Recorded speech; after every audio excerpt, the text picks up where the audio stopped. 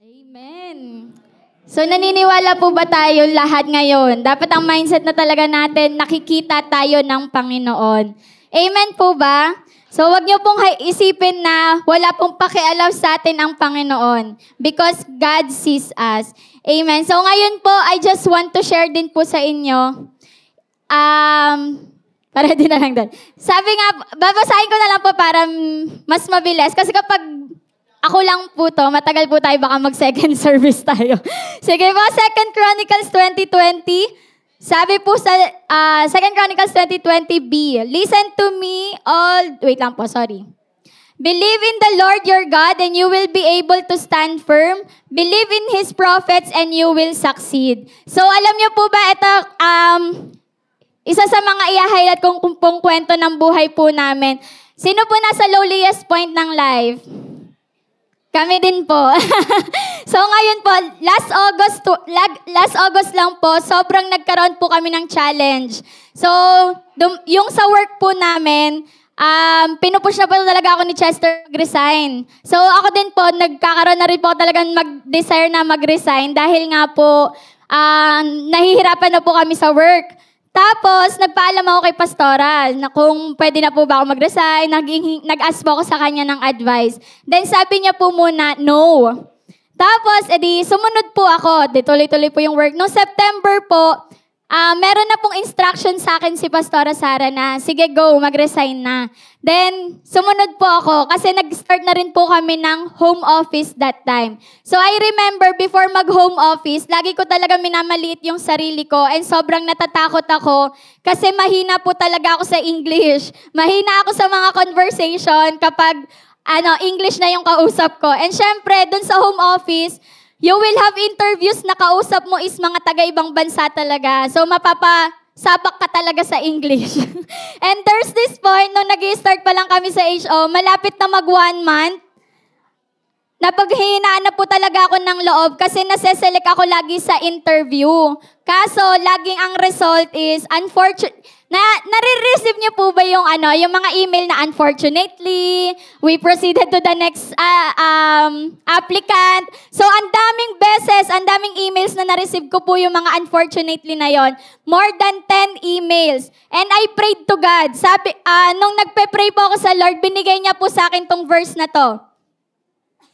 In Deuteronomy 28:12, sabi po doon, the Lord will open for you His good storehouse, the heavens, to give rain to your land in its season, and to bless all the work of your hand. And you shall lend to many nations, but you shall not borrow. So, nung nabasa ko po to, niremind ako ng Lord na magkaroon ako ng covenant with Him. So then sabi ko, sige Lord, every interview ko, I will kneel down before and after interview para ipagkatiwala lang sa iyo yung result. Kasi it's not about me anymore. Dahil nga nalulungkot na ako every unfortunately. And another covenant na ibinigay ko po sa Lord, ibibigay ko sa Kanya yung first client, and by honoring my prophet, and I claim that verse na maglaland na ako dun sa promise niya, and God answered. Eto na, I have one initial interview. I have one initial interview starting with my covenant of kneeling down before and after interview. After that initial interview, that moment din po, sabi dun sa akin nung HR, after 1 hour meet ulit tayo, i-interview ka naman ng HR manager. Tapos syempre inisip ko, Lord, ito na ba yun? Ibibigay mo na ba sa akin? Kasi sabi, HR manager. Tapos sabi ni Ate Kat, yung mga HR manager, hindi pa pala talaga yun yung like final interview. Tapos dumating yung point na, natapos na po yung second interview on the same day. Naka-receive po ko after 2 days ng another email for a third interview for that same company. Sobrang naiyak ako kasi, wait lang po.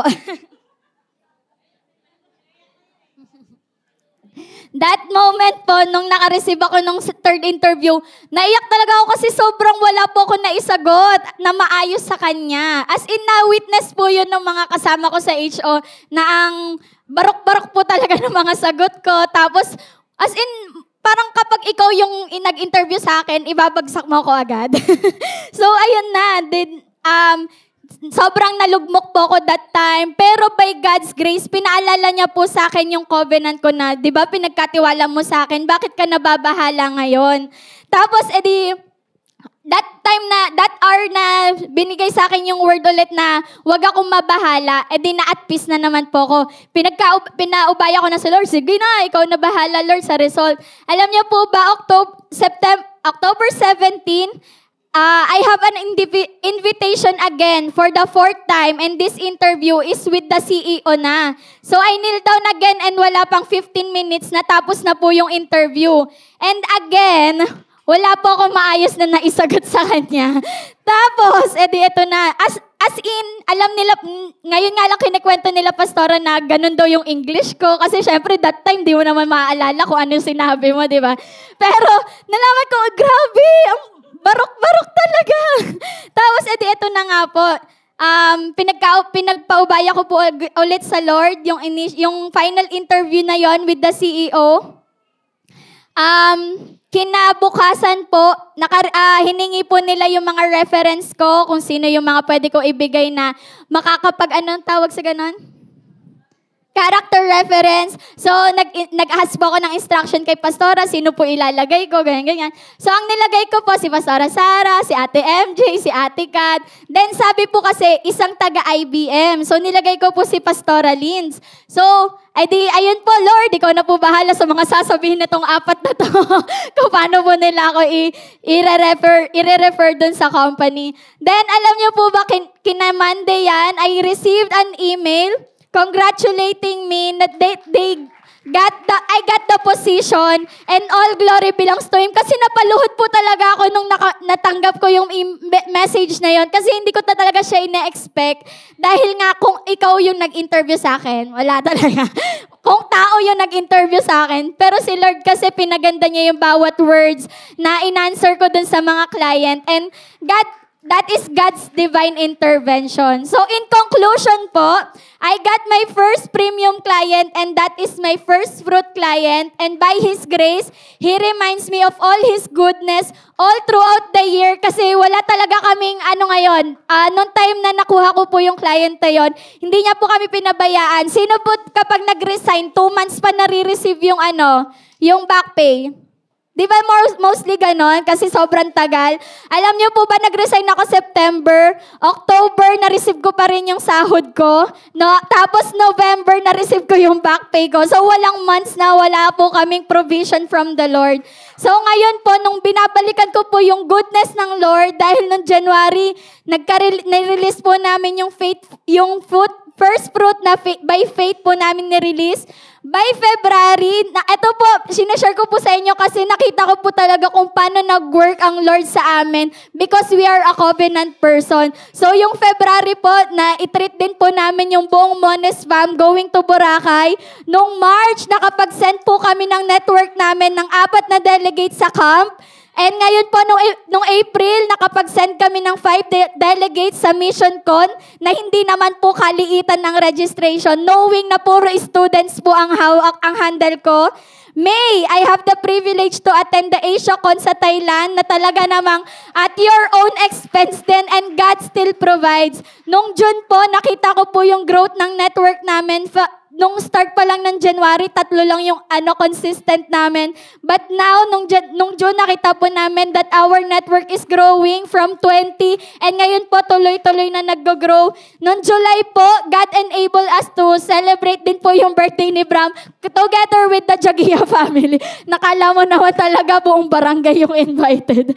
And nabayaran din po namin yung expenses that time. And nakapag-send din po kami nung July ng 12 delegates sa Campus Revolution.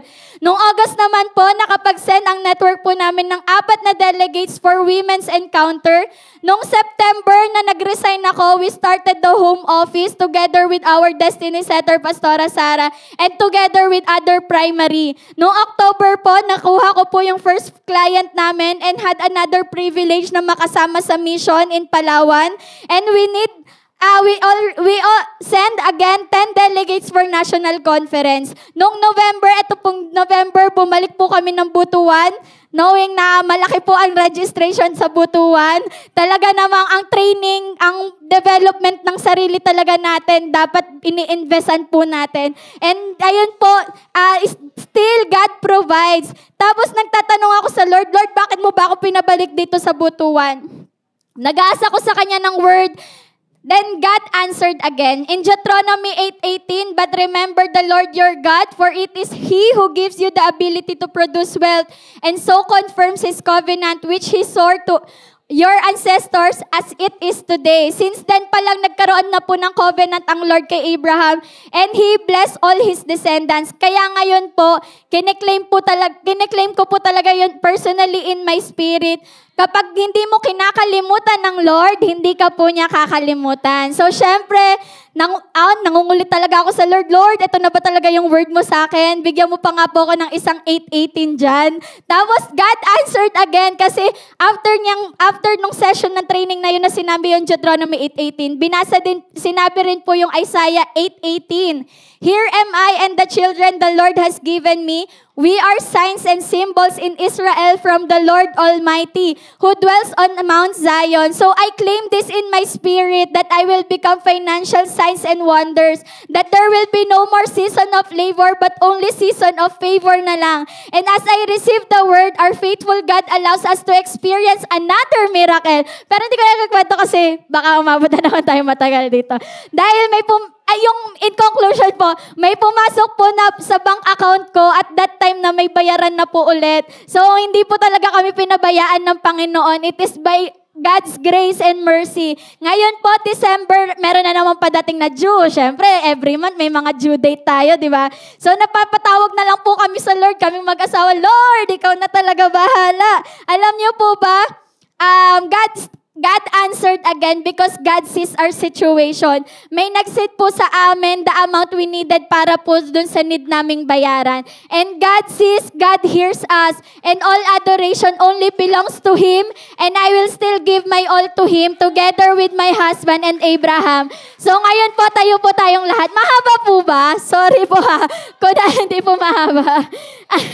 So ngayon po, so I challenge everyone for us to be a display of God's designs and wonders. Let's be the children who honors and obey. Let's be faithful in giving our tithes, offering, and seed to God. Today po, I declare that the season of hard labor is over for all Jagians. We are entering to our season of favor, for God's children will display His signs and wonders, for His design is for us to be head and not the tail. So lahat po tayo, maging faithful lang din po tayo, and magkaroon din po tayo ng covenant with the Lord. Kapag po covenant person tayo, hindi po tayo papabayaan ng Panginoon. So ngayon po, as Pastora Sarah declares kanina, the God who sees you is the God who protects, sustains, saves, corrects, instructs, and bless and multiplies you. Sige po, let us all pray. Panginoon, maraming salamat po sa kabutihan mo. It is all by your goodness and mercy. It is all by your grace kung bakit kami nakakatayo right now and kung bakit kami nagpapatuloy ngayon. Lord, maraming salamat po sa kabutihan mo sa bawat isa sa amin, Panginoon. I am declaring, O God, na ma-experience din po ng bawat Jagians yung mga signs and wonders na galing sa inyo, na sila din mismo magiging display center sila of your glory, of your goodness, O God, and magiging blessing din po kami sa bawat tao nakakasalamuhan namin. Lord, bigyan mo po kami, Panginoon, ng provision sa lahat ng pangailangan po namin, sa lahat, Panginoon, ng nagtitiwala, naniniwala at nag-o-obey sa inyo. Ipakita mo po sa kanila, Panginoon, your goodness and your mercy, na you will provide and you will keep them, Panginoon, in your presence, na anumang sitwasyon na pinagdadaanan nila right now. I pray, Panginoon, na sa iyo po sila magtiwala at hindi po nila papabayaan yung covenant nila sa inyo. Maraming salamat po. Continue to bless each and every one of us. Give us, Panginoon, yung abundance of this world, Lord, dahil naniniwala kami sa salita mo na ipapa-experience mo sa amin, Panginoon, yung abundance na yon dito pa lang sa lupa. Hindi na po namin muna kailangan pumunta sa langit langit dahil ipapa-experience mo na sa amin to ngayon. Dahil kami ay covenant person, oh God. We thank you, we honor you, we continue to glorify your name, and we continue to bless the life of Pastora Sara, the whole Verana family, Jagia family, the Gitol family, this nation, Philippines, and the nation Israel. In Jesus' name we pray. Amen.